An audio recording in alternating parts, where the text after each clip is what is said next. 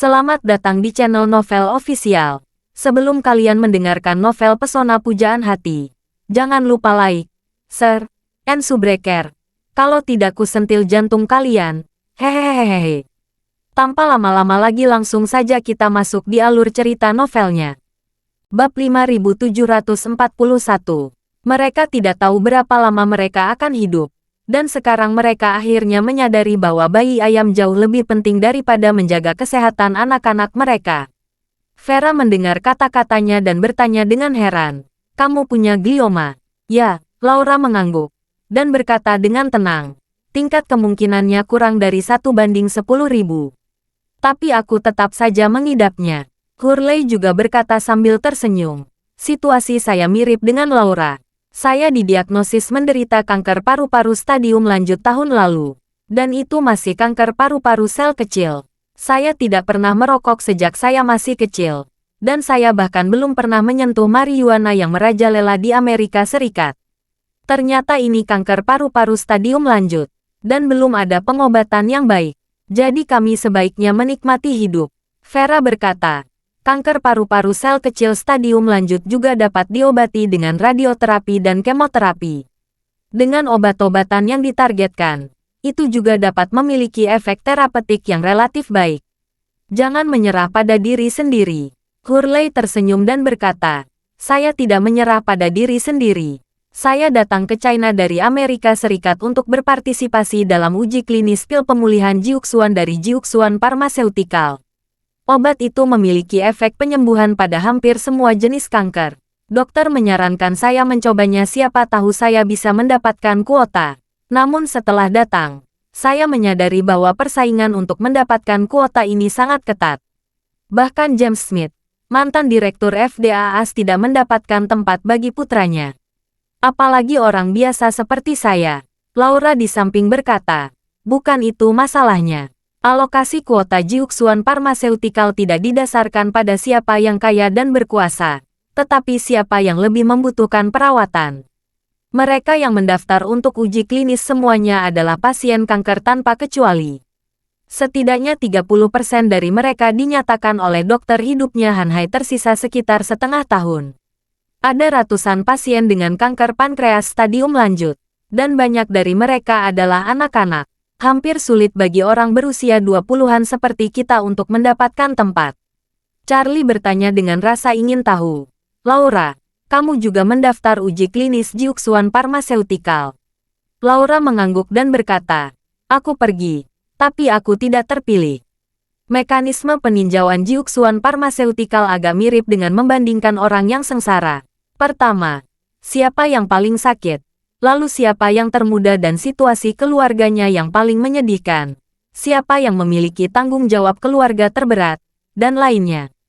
Mereka memiliki sistem poin. Semakin buruk situasi sebenarnya, semakin tinggi poinnya. Pada akhirnya, semua daftar akan dipilih dari ratusan atau ribuan orang dengan poin tertinggi. Seperti logika penyelesaian poin, saya sudah tersisi di babak pertama.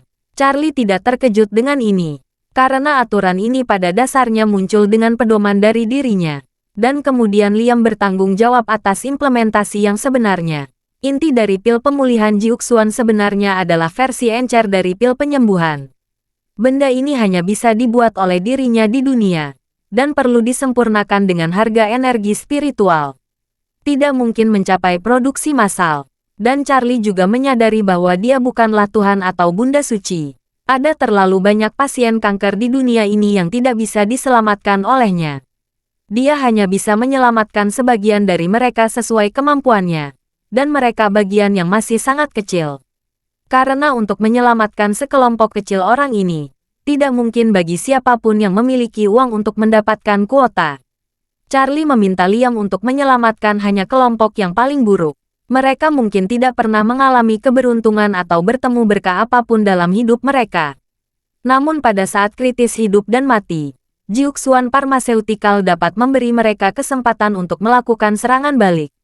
Oleh karena itu, dalam pandangan Charlie, dia lebih cenderung meminta Liam untuk menyelamatkan pasien kanker stadium akhir yang hidup selama 20 tahun dan menderita selama 20 tahun, daripada menyelamatkan keluarga kelas menengah yang telah hidup selama 20 tahun.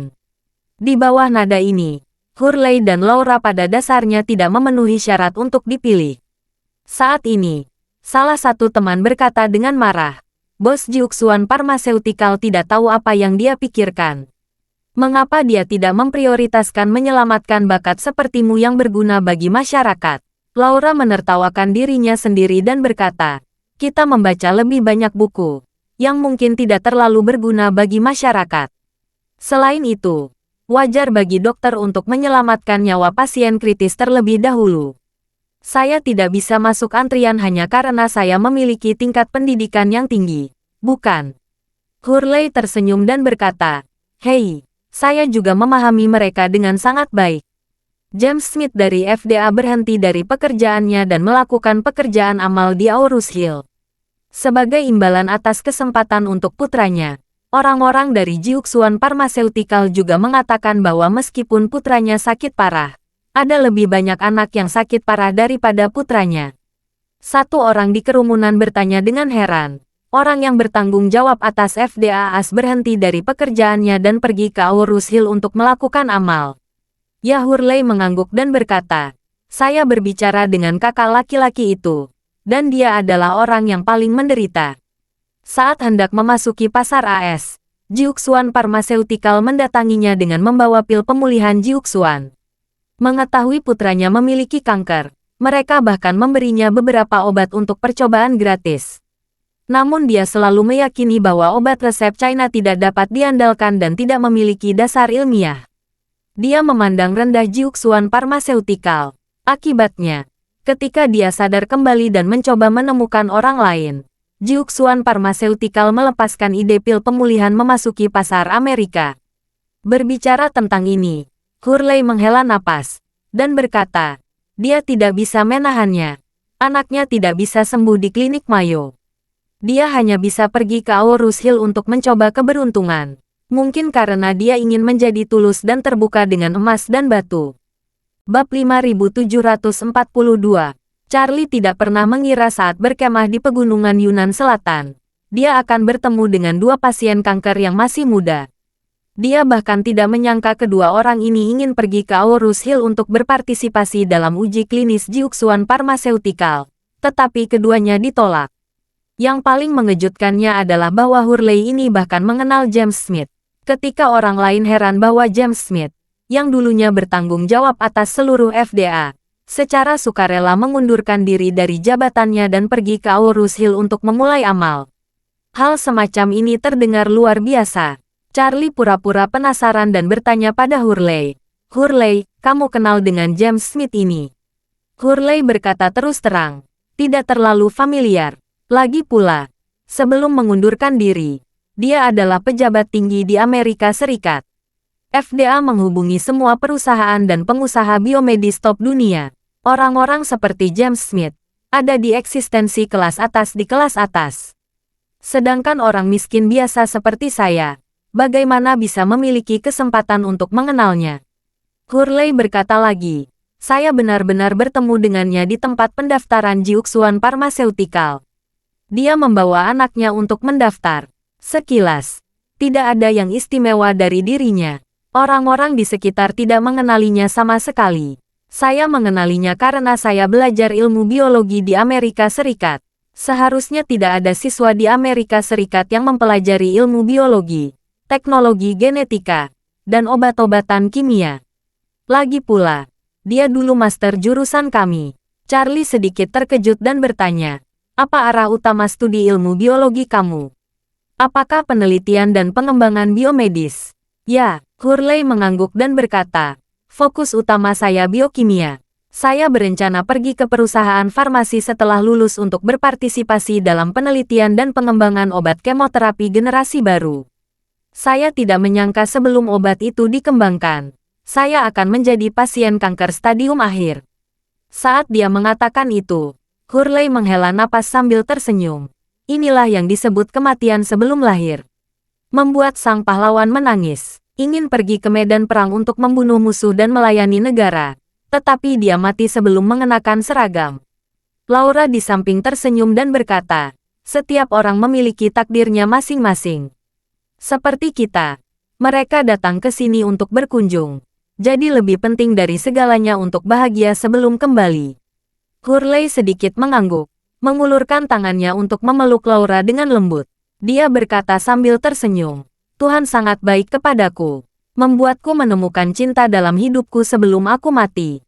Hidup ini tidak sia-sia. Laura sedikit tersipu dan berkata dengan marah, Oh, kamu sangat menjijikkan. Hurley tersenyum dan berkata, tidak banyak waktu tersisa bagiku untuk bersikap anggun dan pendiam. Aku harus bebas secepat mungkin. Kemudian, dia memandang Laura dan bertanya padanya dengan senyum lebar. Laura, maukah kamu menikah denganku? Laura agak lamban, tetapi orang-orang di sampingnya tiba-tiba menjadi antusias. Seorang anak laki-laki yang seumuran dengan Hurley tersenyum dan berkata, Sialan. Hurley, kamu melamar. Hurley tersenyum malu-malu. Benar, hanya saja saya tidak menyiapkan cincin pertunangan terlebih dahulu. Kemudian, dia menatap Laura dan bertanya dengan sangat tulus. Laura, maukah kamu menikah denganku? Laura kembali sadar, mengerutkan bibirnya, dan berkata, belum lama, apakah kamu benar-benar ingin menikah? Pernikahan itu sangat merepotkan. Kamu harus bertemu orang tuamu, memilih gaun pengantin, memesan hotel, dan kemudian bersiap untuk pernikahan. Setelah penundaan yang begitu lama, lebih baik bersama saja, agar kita berdua bisa menghabiskan lebih banyak waktu bersama, kan? Hurley terdiam sesaat, lalu menatap Laura, dan berkata dengan serius, sebelum aku mati, aku ingin memiliki lebih banyak pengalaman yang belum pernah aku alami sebelumnya. Jika memungkinkan, aku ingin mengajakmu tinggal di Amerika Serikat.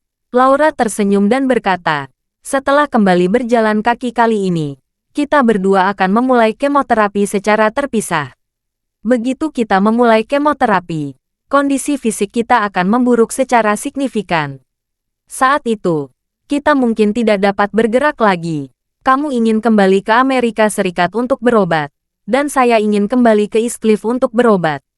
Kalau kita mempersiapkan pernikahan sekarang, mungkin akan menunda perawatan. Bab 5743. Saat berbicara, ekspresinya berangsur-angsur menjadi serius, dan Laura berkata, mari kita buat kesepakatan. Pertama-tama cobalah bertahan tahun ini. Kalau keajaiban terjadi tahun depan dan tidak satu pun dari kita mati, kamu bisa datang ke China dan temui aku. Setelah mendapatkan persetujuan orang tuaku, saya akan pergi ke Amerika Serikat bersama kamu. Hurley yang selalu ceria tiba-tiba merasa tidak berdaya. Dia berbisik, masih ada 4 bulan lagi tahun depan. Aku khawatir meskipun aku tidak mati tahun depan, aku tidak akan bisa datang ke China untuk menemuimu. Mata Laura merah, dan dia tersenyum dan berkata, tidak apa-apa. Saya akan melakukan panggilan video setiap hari. Sekarang semuanya serba online, bahkan pengadilan sering mengadakan sidang online. Kalau tidak memungkinkan, kamu dapat menyewa seorang pendeta, dan aku akan menikahimu secara online. Hurley menangis, sedikit mengangguk, dan berkata sambil tersenyum, kalau begitu mari kita bicarakan. Saya akan menemukan seorang pendeta ketika saya kembali ke Amerika Serikat kali ini, dan mengadakan pernikahan online untuk kita pada tanggal 1 Januari. Emosi rekan-rekan lain di sekitarnya secara bertahap jatuh ke dalam jurang. Vera menatap Charlie, dan berbisik di telinganya, Tuanku, bukankah Jiuxuan Pharmaceutical milikmu? Charlie mengangguk dan bersenandung, ya, milikku. Vera memandang Hurley dan Laura, dan bertanya, kalau begitu, bisakah kamu melihat? Sebelum dia selesai berbicara, Charlie mengangguk tanpa berpikir. Ya, tapi tidak sekarang. Saya akan membuat pengaturan ketika saya pergi. Vera menghela napas lega seketika. Suasana hatinya membaik. Namun, dia berpikir bahwa Charlie selalu peduli dengan aturan yang dia buat. Jadi dia dengan ragu bertanya, apakah itu tidak akan membuatmu malu? Charlie menggelengkan kepalanya. Tidak, perancang setiap game memiliki seperangkat aturan dasar untuk game tersebut. Namun juga akan secara aktif memasukkan telur Paskah ke dalam aturan game dan secara pasif meninggalkan bug. Aku adalah NPC tersembunyi di dalam game. Kalau kamu bertemu denganku, kamu memicu telur Paskah yang tersembunyi. Vera merasa lega ketika mendengar ini, dan berkata sambil tersenyum. Dalam hal ini, mantan kepala FDA yang mereka sebutkan tadi bertemu denganmu. Mengapa dia tidak memicu telur Paskah? Charlie berkata sambil tersenyum. Telur Paskah tidak dapat dipicu ketika bertemu dengan NPC.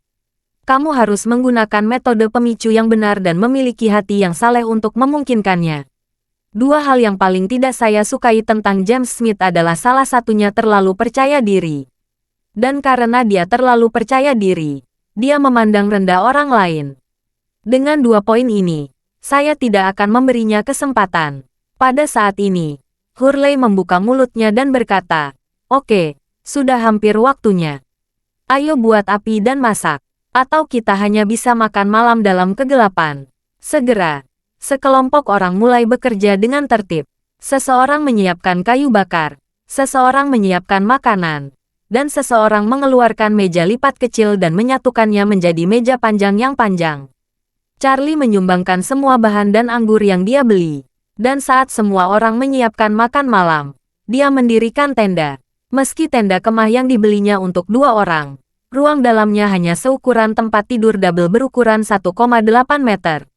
Vera membantu meletakkan keset anti lembab di samping. Dan pada saat yang sama dia berbisik dengan malu-malu, "Apakah kita malam ini akan tidur di sini?" Charlie mengangguk dan berkata, "Mari kita lihat kapan Victoria muncul. Kalau dia tidak muncul, kita akan membiarkan alam mengambil jalannya." Vera bertanya lagi, "Lalu bagaimana jika Victoria muncul setelah semua orang tidur? Kalau begitu, kita tidak bisa menyelinap keluar dan memata-matai dia, kan? Kalau begitu, dia pasti akan segera mengetahuinya." Charlie tersenyum dan berkata, "Jangan khawatir, saya sudah siap. Saya telah mencampurkan beberapa aura ke dalam anggur. Semua orang akan sangat bersemangat malam ini dan tidak akan merasa lelah. Pesta api unggun ini mungkin akan berlangsung sampai besok pagi." Victoria terbang ke Myanmar dengan tergesa-gesa. Dia pasti tidak akan membuang waktu saat datang dari Myanmar. Dia seharusnya sudah berada di sini sebelum besok pagi. Bab 5744. Segera, sekelompok orang menyalakan api unggun dan oven pada saat matahari benar-benar terbenam. Karena semua orang telah menyiapkan bahannya, Charlie secara khusus membeli lagi. Jadi makan malam ini sangat kaya. Selain itu, Charlie juga membeli banyak anggur enak.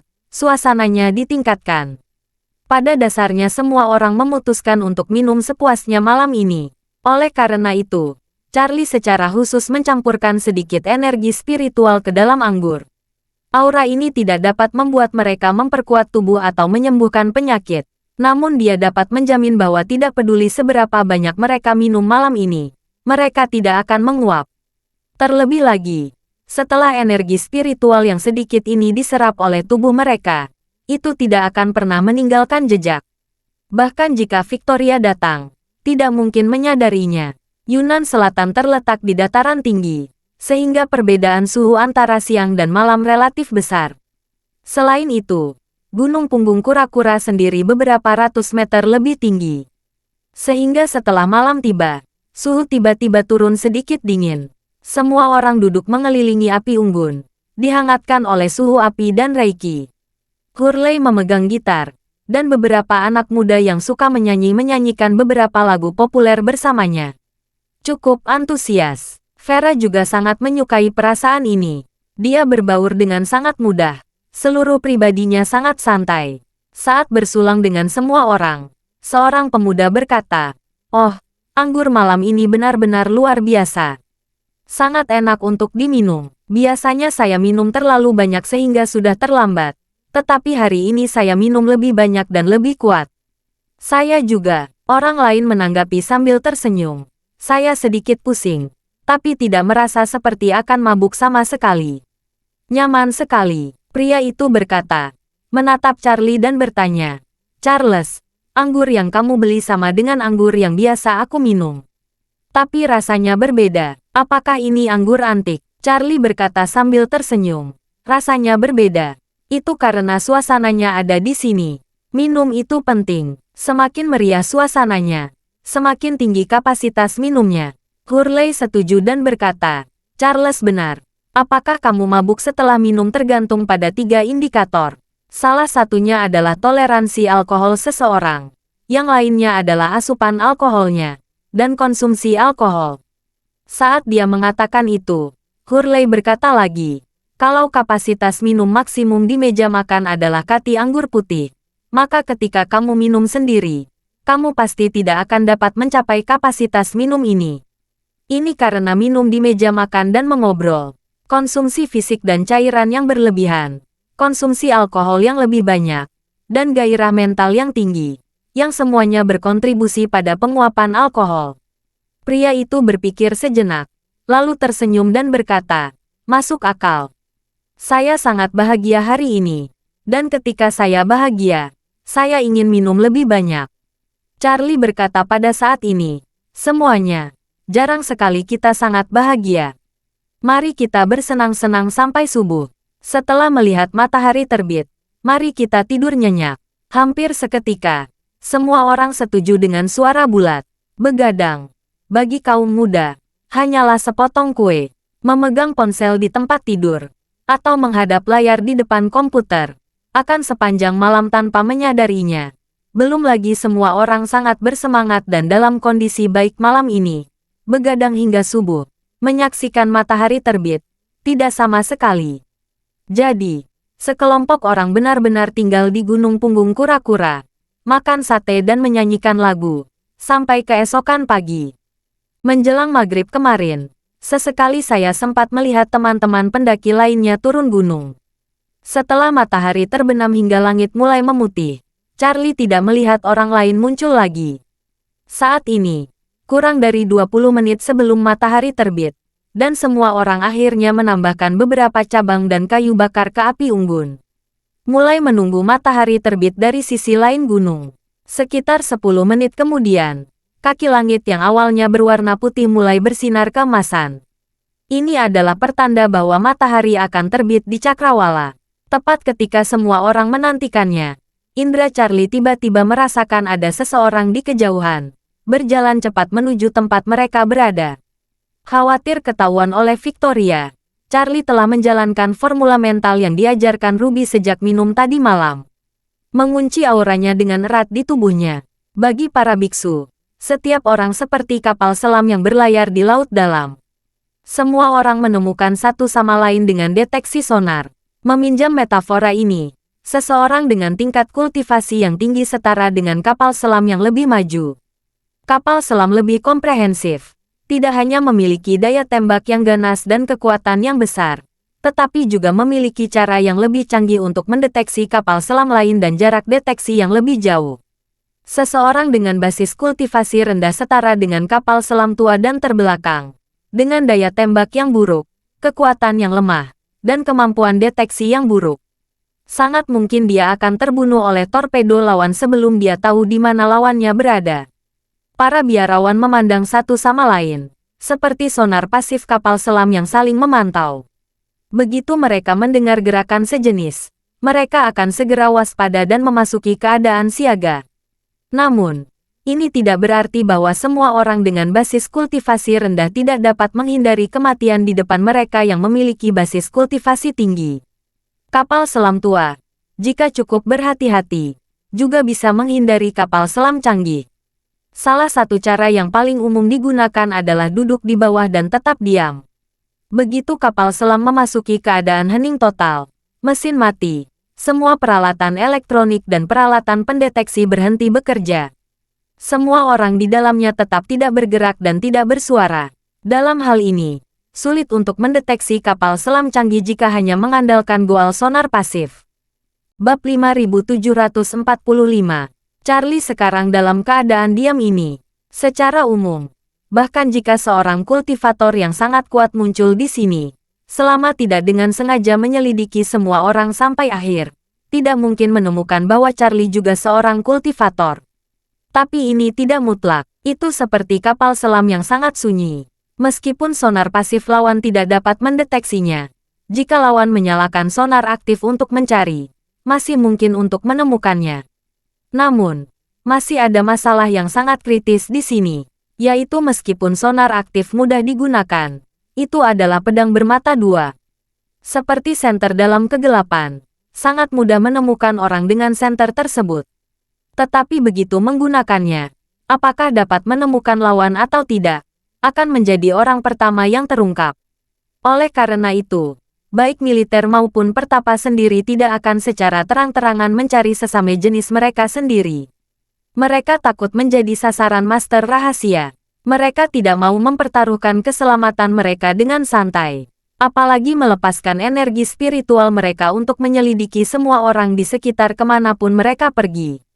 Terlebih lagi, Victoria saat ini harus sangat berhati-hati. Daripada menggunakan sonar aktif, dia memilih keheningan mutlak seperti Charlie untuk memastikan keamanan mutlak. Pada saat ini, Charlie merasakan bahwa seseorang mendekat dengan cepat. Dia tidak mengandalkan aura, tetapi mengandalkan indera tajamnya sendiri.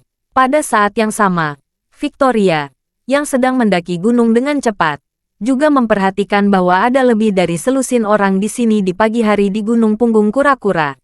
Dia tidak terkejut, bagaimanapun. Dia bertemu banyak penggemar berkemah di sepanjang jalan. Dia tahu kegiatan luar ruangan semacam ini sangat umum di kalangan anak muda. Dia tidak menganggapnya serius. Ketika dia mendaki dan melihat beberapa tenda dan selusin anak muda tidak jauh dari sana, alisnya tanpa sadar berkedut. Orang-orang ini semua melihat ke arah matahari terbit, dan mereka menunggu untuk menikmati suasana matahari terbit. Victoria tidak mencurigai mereka, dia hanya kesal dan kecewa, karena orang-orang ini terlalu dekat dengan makam kakak laki-lakinya Elijah. Dirinya mengunjungi kembali tempat lama ini, untuk pergi ke makam Elijah dan mengenang masa lalu. Dan untuk mengatakan beberapa patah kata dari hatinya kepada kakak laki-lakinya. Tapi lokasi orang-orang ini hanya berjarak 2 atau 300 meter dari makam pakaian Elijah. Jika dia masuk langsung, dia tidak akan bisa menghindari pandangan orang-orang ini. Dengan cara ini, tidak akan nyaman saat mengatakan sesuatu kepada kakak laki-lakinya. Pada saat ini, Charlie melihat sekilas wanita muda dan dewasa yang baru saja muncul di kejauhan dari sudut matanya. Dengan penglihatan super, Charlie bisa melihat penampilan wanita itu. Bisa dikatakan bahwa meskipun Victoria telah berumur 400 tahun, dia masih terlihat cantik dan menawan. Dibandingkan dengan Vera, dia sepertinya tidak ada bedanya. Selain itu, ekspresi Victoria dingin, matanya seperti obor, dan auranya sangat kuat. Dia tidak terlihat seperti janggut yang bagus pada pandangan pertama, seolah merasa seseorang sedang mengawasinya. Victoria secara ingin melihatnya juga. Vera melihat sosok Victoria, tapi sebelum dia bisa melihat wajahnya dengan jelas, jantungnya berdetak kencang. Dia tahu wanita di kejauhan itu adalah Victoria yang dia bersembunyi selama lebih dari 300 tahun. Pada saat ini, detak jantung Vera terhenti sedikit. Telapak tangannya juga berkeringat karena campuran emosi kemarahan dan kegugupan. Melihat wajahnya pucat dan dia sedikit gugup, Charlie dengan cepat memeluknya dan berkata dengan suara rendah dengan kesusahan, "Sudah kubilang jangan begadang.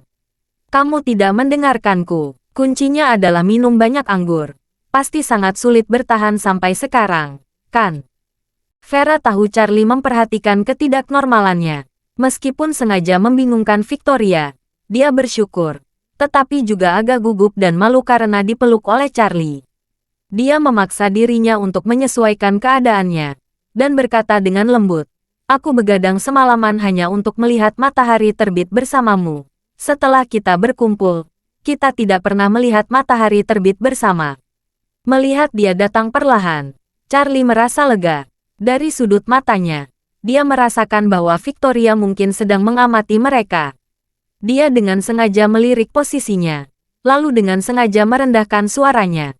Dia berkata kepada Vera di sampingnya, "Lihat sayang, seseorang datang mendaki gunung sepagi ini." Vera melihatnya berpura-pura ingin tahu, lalu berkata, "Dia sepertinya sendirian.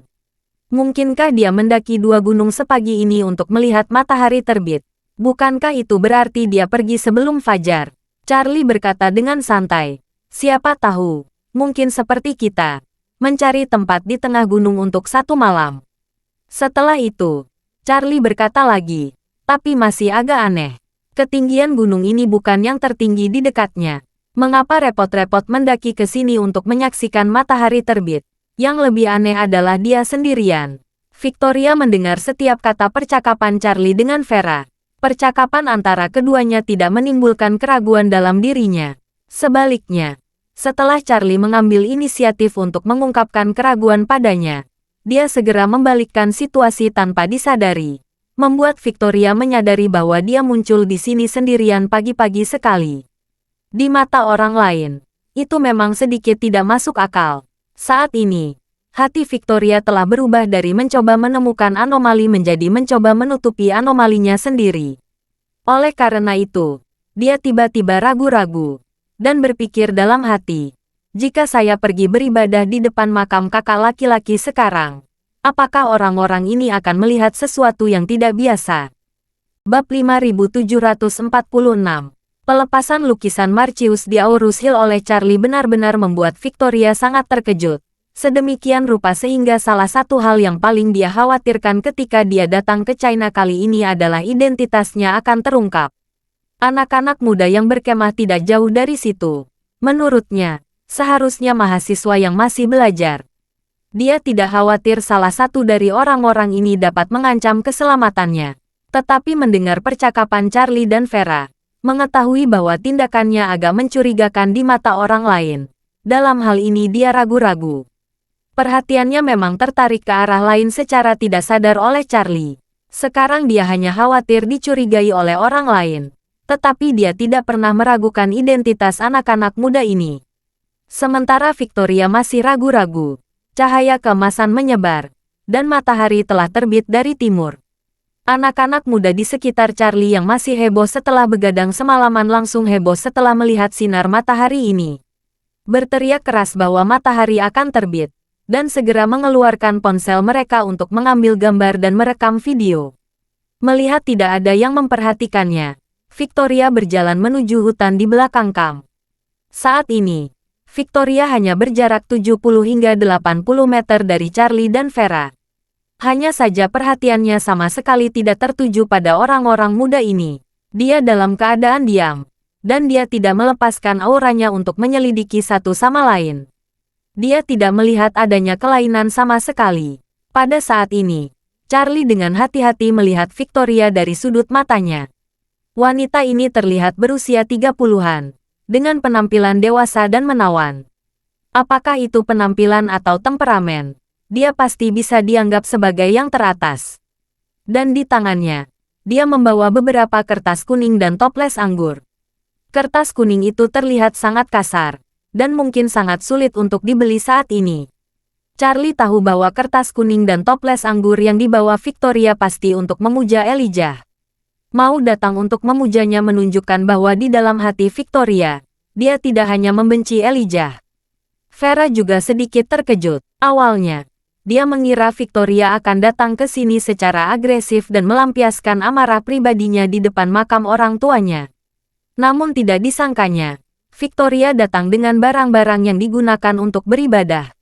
Orang lain yang berkemah bersama juga melihat Victoria yang sendirian. Untuk beberapa saat, semua orang saling berbisik secara diam-diam.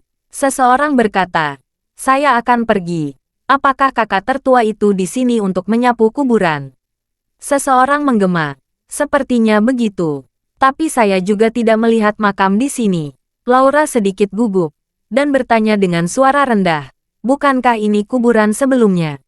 Hurley berkata dengan tenang, "Bahkan jika itu adalah sebuah makam, tidak ada yang perlu diributkan." Dikatakan bahwa ribuan makam kuno ditemukan selama pembangunan hanya satu jalur kereta bawah tanah di Chang'an sebelumnya. Makam kuno juga normal. Charlie juga mengangguk pada saat ini dan berkata, "Omong kosong lama itu benar. Bahkan jika orang lain datang mengunjungi kuburan, tidak ada yang aneh tentang itu. Jangan membicarakan orang lain di belakang mereka. Kalau itu akan memalukan dan tidak sopan didengar orang lain." Hurley mengangguk dan berkata, "Sudut pandang Charles sama dengan saya. Jangan repot-repot dengan urusan orang lain. Ketika matahari terbit, setiap orang harus meluangkan waktu untuk kembali ke tenda untuk beristirahat dan tidur setelah begadang sepanjang malam." Awalnya, Saya tidak merasa lelah. Sekarang saya merasa sedikit kewalahan. Semua orang menyatakan perasaan mereka sama dengan perasaannya. Mereka tidak tahu bahwa itu adalah sequel setelah aura dalam minuman keras habis. Vera mengeluarkan ponselnya saat ini dan berkata kepada Charlie, "Sayang, sebelum cahaya matahari kuat, ayo berfoto dengan matahari dan berfoto selfie." Bab 5747. Charlie menebak Vera ingin memotret Victoria. Dia mengangguk dengan sadar, lalu mengeluarkan ponselnya dan menyalakan fungsi kamera depan.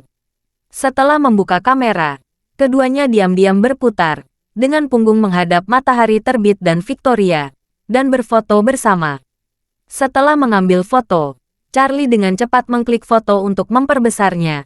Berkat kamera di depannya yang beresolusi tinggi, penampilan Victoria terekam jelas dalam foto. Setelah itu, sambil menyesuaikan postur tubuhnya, Charlie berfoto bersama Vera, dan terus mengambil foto yang berhubungan dengan Victoria melalui foto yang diambil oleh kamera depan. Tapi sayang sekali Victoria memasuki hutan dengan sangat cepat, dan kamera depan tidak memiliki fungsi telefoto. Ini sedikit mimpi untuk memotretnya dalam situasi ini. Jadi, dia memasukkan ponselnya ke dalam sakunya dan terus membayangkan pura menikmati matahari terbit bersama Vera. Dan dari sudut matanya, dia masih menatap Victoria dengan hati-hati. Setelah Victoria mencari sebentar di hutan, dia memilih tempat yang relatif kosong, lalu mengeluarkan palu dan silinder yang terbuat dari gagang kayu dari tasnya. Segera setelah itu, Victoria melemparkan kertas kuning ke tanah, menekan silinder ke kertas kuning, dan kemudian memukul kepala silinder dengan palu. Dengan cara ini, garis-garis lingkaran dibiarkan di atas kertas kuning kasar dengan ruang persegi di tengahnya. Ini adalah menghasilkan uang yang jarang berhubungan dengan orang biasa. Meskipun kertas kuning kasar dalam pembuatannya, namun sangat mudah terbakar, merupakan pilihan terbaik bagi banyak orang di daerah pedesaan untuk menyapu kuburan dan memberi rasa hormat kepada kerabat yang telah meninggal. Dan silinder gagang kayu adalah cetakan untuk menghasilkan uang. Pada saat ini, Victoria dengan perpisahan setumpuk kertas kuning, menyebarkannya rata di tanah. Menopangnya dengan cetakan, mulai dari sudut kiri atas, dan memukul ekor silinder dengan keras. Membiarkan lingkaran di tumpukan kertas kuning, bentuk lingkaran luar dan lingkaran persegi di tengah. Ini sebenarnya mewakili koin tembaga yang digunakan di Tiongkok kuno. Koin tembaga adalah mata uang utama orang dahulu. Oleh karena itu, koin tembaga yang dihasilkan dengan cara ini dibakar sampai mati, yang merupakan uang kertas asli di hati orang dahulu. Membakar uang kertas tersebut kepada almarhum dapat memastikan bahwa dia tidak khawatir tentang makanan dan pakaian di sisi lain. Cara menghasilkan uang kertas seperti ini pada dasarnya sulit dilihat saat ini. Dalam industri pemakaman saat ini, tidak ada yang masih memproduksi produk yang begitu murah dan sederhana. Bahkan uang kertas paling dasar pun dicetak dengan kepala Kaisar Giok. Tulisan uang kertas dicetak di muka Bank Tiandi. Namun bagi Victoria, dia masih memiliki kebiasaan menggunakan kertas kuning untuk menghasilkan uang guna memberi penghormatan kepada jiwa orang mati. Kali ini dia datang ke selatan Yunan. Dia khusus membawa kertas kuning dan cetakan yang telah digunakan selama ratusan tahun. Pada saat ini, Victoria benar-benar mengabaikan anak muda yang baru saja dia temui. Menurutnya, orang-orang itu sangat berbeda dengan dirinya di dunia. Dia tidak perlu memperhatikan mereka, apalagi peduli dengan mereka. Perjalanan mentalnya hampir bertahan sama dengan prediksi Vera. Taruhan Vera benar. Setelah dia berkonsentrasi meletakkan semua kertas kuning pada koin tembaga padat, dia bangkit untuk mengambil cabang yang nyaman. Dan kemudian, dia menggunakan cabang itu untuk membersihkan area datar di tanah. Kemudian, Victoria mengeluarkan korek api, menyalakan salah satu kertas kuning, lalu melemparkan kertas kuning yang telah menyala kembali ke tengah tanah datar. Lalu mulai mengisinya dengan kertas satu per satu. Melihat api yang membakar dan abu yang digulung oleh gelombang panas, mata Victoria sudah berlinang air mata. Dia berkemah dengan suara rendah yang hanya bisa didengarnya. "Kakak Elijah, aku ada di sini untuk menemuimu." Bab 5748. Victoria tidak datang ke makam Elijah untuk beribadah selama bertahun-tahun. Meskipun dia belum kembali selama ratusan tahun, dia masih bisa mengetahui di mana makam Elijah berada. Meskipun batu nisan makam pakaian telah dihancurkan oleh dirinya sendiri, dan bahkan kuburan itu telah menghilang seiring berjalannya waktu, dia masih dapat menemukan lokasi makam pakaian Elijah. Meski mengetahui jenazah Elijah tidak dimakamkan di sini, Victoria tetap menganggap tempat ini sebagai tempat terdekat dengan kakak laki-lakinya. Suasana hati saat ini dipenuhi dengan kesedihan, penyesalan, dan bahkan sedikit kebencian. Ketika perasaanku campur aduk, peristiwa masa lalu tahun itu mengalir ke jantung seperti air pasang. Waktu itu, Victoria menyerang Elijah secara impulsif karena cinta dan kebencian. Dan Elijah menghilang dari hadapannya dalam sekejap. Dia menebak Elijah dikirim ke Vera dengan cincin yang diberikan oleh guru mereka.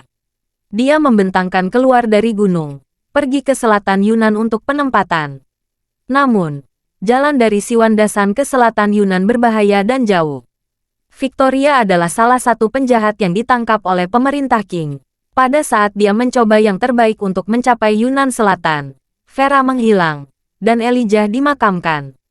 Baru pada saat itulah Victoria tahu bahwa kakak laki-lakinya, yang torsinya lebih tinggi darinya, sebenarnya ditikam sampai mati oleh pedang. Faktanya, Victoria pada awalnya tidak benar-benar ingin membunuh Elijah. Yang dia inginkan hanyalah merebut pil hijau abadi dan cincin yang ditinggalkan guru untuk Elijah.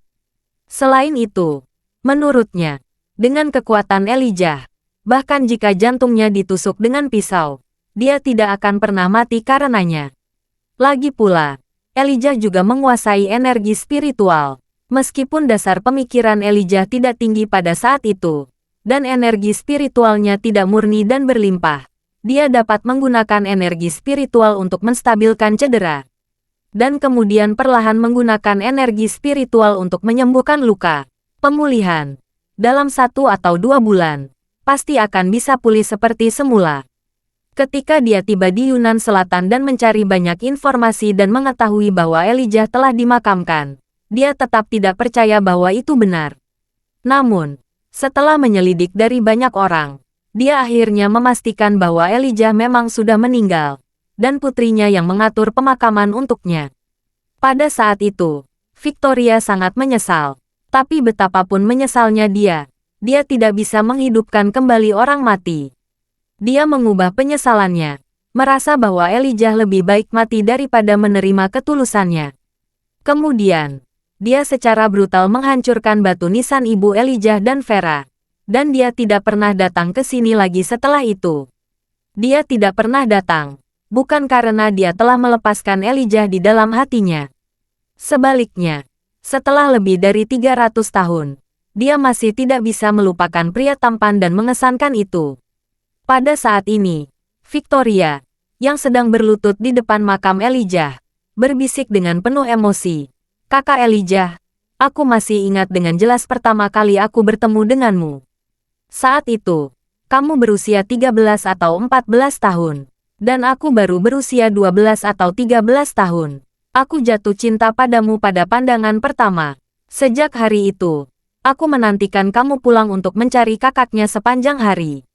Sehingga aku dapat bertemu denganmu, dan mengutarakan kamu secara ringkas tentang hal-hal penting di luar pintu kamar. Ketika aku mendengar bahwa kamu akan meninggalkan lektur dan bergabung dengan militer, aku menyanggul rambut seperti yang lain.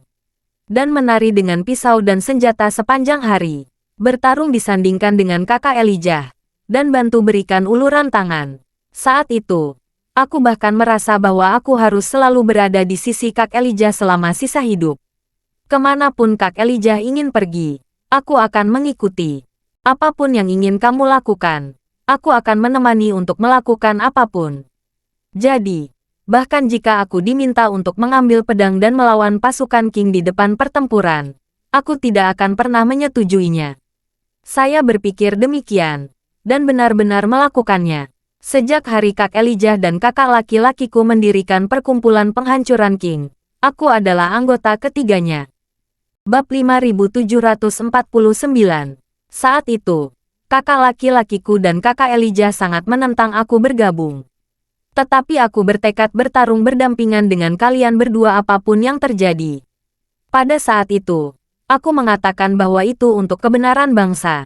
Tapi kenyataannya, aku hanyalah seorang gadis. Aku tidak peduli dengan negara, kebenaran bangsa, dan tidak peduli apakah negara itu milik orang Han atau Manchu. Aku tidak peduli apakah nama kaisar adalah Zhu atau Aixinjue Luo. Aku hanya ingin mengikuti kakak Elijah dan menjadi wanita yang dicintainya. Jika pria tercinta mengatakan bahwa negara ini harus menjadi milik orang Han, dan kaisar harus bermarga Zhu, aku akan mengangkat pedang bersamanya dan melawan tentara Qing sampai akhir. Jika pria tercintaku mengatakan bahwa tidak peduli siapa yang memiliki negara, dan ingin melucuti dan kembali ke ladang dan menjalani kehidupan yang stabil, aku segera mengesampingkan pedangku. Dan akan bersamamu selama sisa hidupku. Tidak akan pernah mengubah kesetiaannya. Berbicara tentang ini, Victoria menangis. Dia membakar kertas kuning terakhir, tersedak dan berkata, "Kakak Elijah, aku berpikir cintaku padamu pasti akan membuatmu terkesan. Tetapi hanya pada saat terakhir aku menyadari bahwa kakak Elijah, kamu telah di sana dari awal hingga akhir. Kamu tidak pernah mencintai diriku sedikit pun. Aku tinggal di sisi Kak Elijah dari tahun jepit rambut emas sampai dia berumur 40 tahun. Selama 28 tahun, pertarungan yang tak terhitung jumlahnya di depan pertempuran, dan pelarian yang sempit, banyak orang baik yang mencurahkan hati mereka kepadaku. Aku bahkan tidak melihat salah satu dari mereka, karena dari saat aku melihat Kak Elijah, hingga saat aku menghunus pedangku ke Kak Elijah, selama 28 tahun ini, hanya Kak Elijah yang tegas terhadapku. Aku tidak menyangka bahwa meskipun aku begitu rendah hati, Kak Elijah tetap tidak tergerak.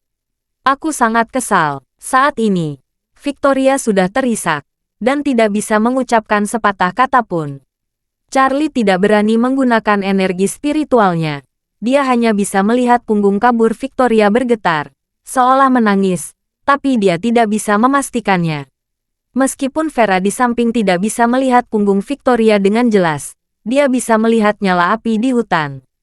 Ekspresi serta suasana hatinya sangat rumit untuk sementara waktu. Awalnya, Vera mengira Victoria datang ke sini untuk melampiaskan amarahnya pada ayahnya. Dia tidak pernah menyangka Victoria membawa kertas kuning dan anggur untuk memberi hormat ke makam ayahnya. Pada saat ini, Victoria menyeka air matanya, membuka toples anggur tua, menuangkannya ke atas kertas kuning yang terbakar, dan berkata dengan suara rendah, "Saudara Elijah, dalam 300 tahun terakhir, aku telah menyaksikan perkembangan dunia ini yang pesat dengan mataku sendiri. Semakin berkembang, semakin seperti ini, semakin aku tidak ingin mati. Tetapi kalau aku tidak dapat menemukan pil 100 tikungan 1000 putaran, atau metode untuk menyempurnakan pil itu, aku hanya akan memiliki waktu 100 tahun untuk hidup. Dan putrimu satu-satunya, Vera, telah menghindariku selama lebih dari 300 tahun. Faktanya, aku tidak memiliki niat jahat terhadapnya. Selama dia bersedia menyerahkan cincin itu kepadaku, aku tidak akan mempermalukannya. Tapi kalau dia terus bersembunyi, kesabaranku secara bertahap akan habis. Dan pada saat itu, jika aku melakukan sesuatu yang tidak menyenangkan, tolong jangan tersinggung." Setelah itu, Victoria berhenti sebentar, lalu berkata, "Ngomong-ngomong, aku berencana pergi ke pegunungan 100.000 lain kali untuk melihat apakah dapat menemukan harta rahasia yang ditinggalkan oleh guru. Kalau aku dapat menemukannya, aku dapat membaginya dengan Vera. Air sumur tidak melanggar air sungai. Namun kalau aku tidak dapat menemukannya, aku khawatir hanya dapat menemukan solusi di Vera." Setelah itu, Victoria menuangkan semua anggur di altar di tanah, dan berkata dengan suara rendah, "Kakak Elijah, aku pergi. Setelah mengambil pil 100 tikungan 1000 putaran, aku pasti akan datang untuk berziarah lagi." Setelah menuangkan semua anggur ke dalam toples, Victoria perlahan berdiri dan berjalan keluar dari hutan. Dia tidak lagi melihat orang-orang muda yang berisik itu mendesak ke arah matahari. Dia berjalan langsung menuruni gunung tanpa melihat ke belakang. Dia tidak pernah mengira bahwa Vera, yang telah dia cari selama lebih dari 300 tahun, sekarang berada di antara anak muda yang berisik itu. Bab 5750. Victoria tidak melihat sesuatu yang tidak biasa. Dia langsung pergi. Charlie dan Vera akhirnya menghela napas lega. Setiap orang yang begadang semalaman sudah lelah. Semua orang sangat mengantuk sehingga mereka tidak bisa membuka mata. Beberapa orang bergegas kembali ke tenda untuk beristirahat satu demi satu. Hurley tidak tahan lagi dan berkata kepada Charlie dan Vera, "Sudah lama sejak aku begadang semalaman. Tubuhku benar-benar tidak tahan. Kalian berdua pasti lelah. Mengapa tidak kembali ke tenda dan istirahat atau tidur? Kami akan ke Erdaugu 15 km jauhnya nanti sore. Apakah kalian mau pergi bersama?" Charlie menggelengkan kepalanya. "Kami berdua tidak akan pergi. Kami berencana berkeliling." Laura bertanya dengan rasa ingin tahu. "Kalian berdua mau kemana?" Charlie menjawab dengan santai. "Kami berencana pergi ke Lijiang untuk bersenang-senang dan tinggal selama beberapa hari." Sebenarnya, perhentian berikutnya yang direncanakan oleh Charlie dan Vera adalah perbatasan barat daya Yunnan Selatan. Charlie menjawab Lijiang terutama untuk menghindari risiko. Hurley mengangguk dan berkata sambil tersenyum, "Kami pernah ke Lijiang. Cukup bagus. Kamu bisa pergi dan bersenang-senang selama beberapa hari." Saat dia mengatakan itu, Hurley memikirkan sesuatu. Dia buru-buru bertanya, "Kalian berdua akan pergi sekarang?" Charlie berkata, "Benar, kami pergi sekarang." Ini Hurley berkata dengan tergesa-gesa. "Kalian belum tidur semalaman. Tidak aman untuk mengemudi. Kamu harus istirahat dulu. Belum terlambat untuk pergi setelah mengisi ulang energimu." "Tidak," Charlie berkata sambil tersenyum. "Jadwal yang akan datang lumayan ketat. Saya tidak akan beristirahat di sini. Belum terlambat beristirahat dengan baik setelah tiba di Lijiang. Lagi pula, tidak terlalu jauh." Hurley mengangguk dan berkata, "Benar, hanya 1 jam perjalanan. Setelah tiba di sana, kamu bisa membuka hotel dan beristirahat yang nyaman." Melihat Charlie dan Vera benar-benar akan pergi, Laura berkata dengan menyesal, "Kupikir aku bisa menghabiskan beberapa hari lagi bersama kalian. Kalian akan pergi secepat ini. Aku tidak tahu apa akan ada kesempatan bertemu dengan kalian lagi di masa depan." Bagi Laura, dia tidak tahu kapan hidupnya akan berakhir. Yang dia tahu adalah hari ini tidak akan terlalu lama. Oleh karena itu, menghadapi teman baru yang bisa diajak mengobrol seperti ini, dia masih sedikit enggan. Dia selalu merasa hidup ini singkat, dan dia khawatir perpisahan ini akan berlangsung selamanya. Hurley tahu apa yang sedang terjadi di dalam hatinya. Dia dengan lembut memegang pinggangnya, dan menghiburnya dengan senyuman. "Jangan pikirkan itu. Tuhan akan menjaga kita." Vera melihat ke samping ke arah Charlie. Dia mengerutkan bibirnya sedikit. Hanya melihat ke arah Charlie. Dia tidak berbicara. Meskipun Vera tidak berbicara, Charlie tahu apa yang dia maksud saat Vera memandangnya. Melihat orang lain tidak kembali ke tenda untuk beristirahat, Charlie berkata, "Hurley, bagaimana kalau kamu dan Laura mengantar kami pergi?" Hurley terkejut sesaat, kemudian langsung setuju.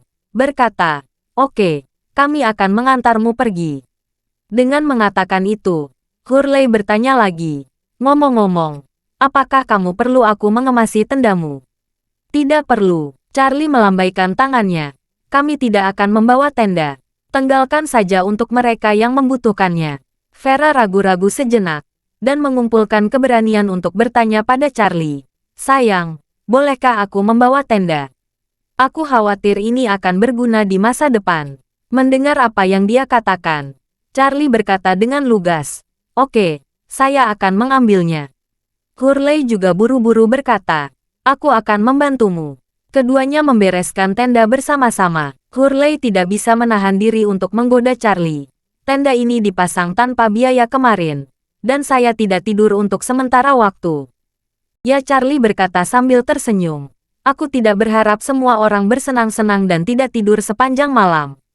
Hurley membantu Charlie mengambil alas dan kantong tidur, lalu berkata, "Aku akan mengambil ini untukmu." Charlie juga tidak sopan padanya, dan mereka berempat berjalan menuruni gunung bersama. Berjalan menyusuri gunung. Tidak ada orang lain di jalan gunung pendek di sini kecuali 4 orang. Jadi Charlie membuka mulutnya untuk Hurley. Terima kasih sudah mendengarkan cerita novel Pesona Pujaan Hati. Sampai jumpa di novel selanjutnya.